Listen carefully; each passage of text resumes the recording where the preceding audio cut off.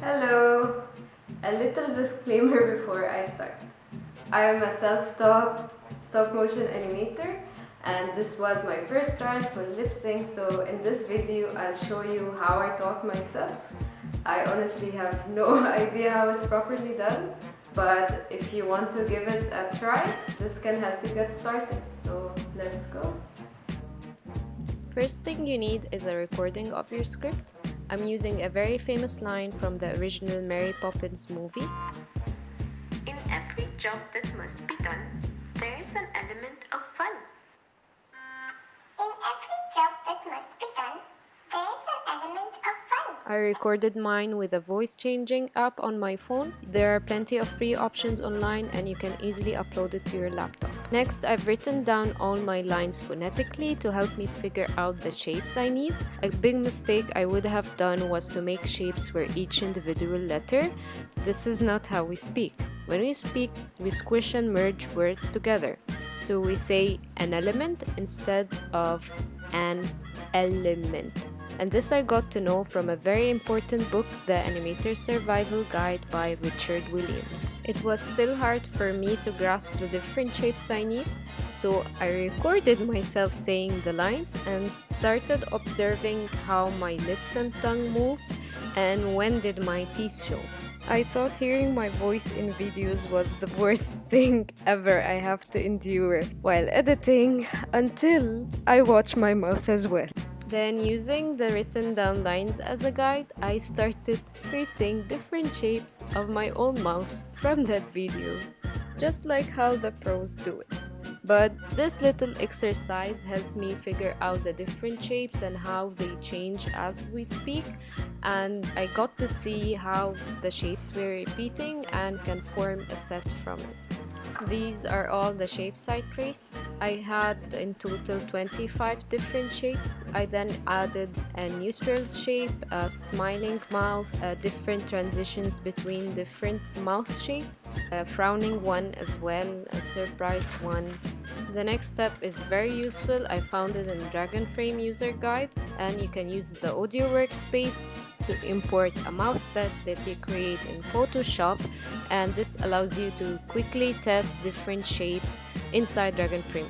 I just wanted a quick test, so I scanned all my tracings, I put them in Photoshop, I cleaned them and separated all the different shapes, centered them and just layered them on top of each other.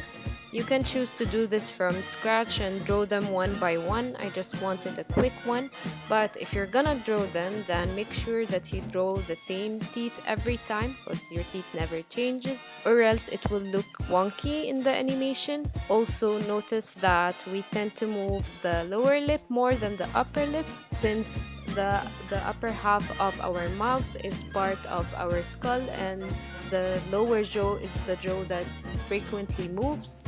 So when you lay down all the mouth on top of each other, make sure that the lower lip moves more dramatically than the first one.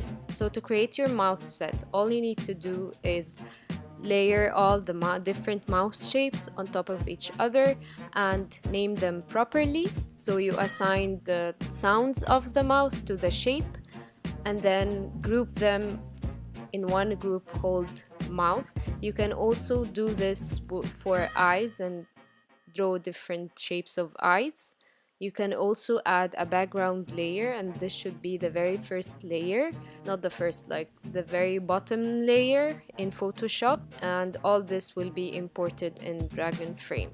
Next, we head to Dragon Frame. All you need is your mouth set and audio recording ready. You go to the audio section at the top right corner. We add a new audio track from here or from the drop down menu. And next we need to import the audio itself. So menu, import audio. And if you scroll through the audio, you can actually hear it, listen to it, and we'll add a new character. And from the drop down menu, you can do this as well. And we need now to add our mouse set. Dragon Frame already comes with its own mouse set that you can play around with, but we're not gonna do this now. All you need to do now when we open our mouse set is go to the timeline, go to the character, to the mouth section, and we can click and choose the different shapes, and automatically when you start the timeline it will automatically fill the whole timeline with the shape, the first shape you chose, until you change it, but you can easily go back and fill in the gaps with something else. You can also export this as a sheet and import it in another scene. And if you go to the animation window, you'll see that we have our audio track, but we don't have our shapes, mouth shapes in the dope sheet. You can easily add this from the plus button in the X sheet. Then you'll know the number of frame for each different mouth shape, and you can plan your animation accordingly. Now that I know all the shapes I need, I've retraced them to really tiny shapes on tracing paper, and this is what I use to sculpt over the shapes. I used just old plasticine I had, nothing fancy. I think if you use Sculpey or something that is easily sculptable, then it would have been a lot easier, but I just used whatever I had around.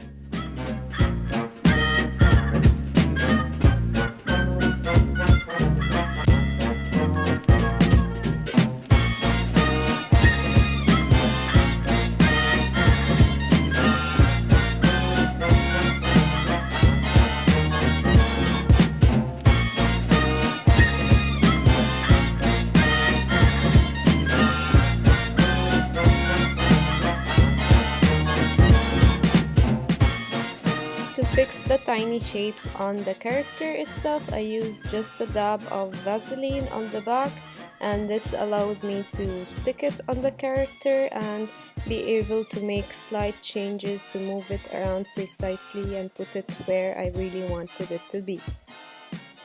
And that's it. I hope you found this helpful. If you haven't seen my first lip sync animation yet, you can click in the video next and watch it. Let me know if you like it, comment down below, and you can follow me on Instagram or Patreon and get to know more details and more behind the scenes stuff.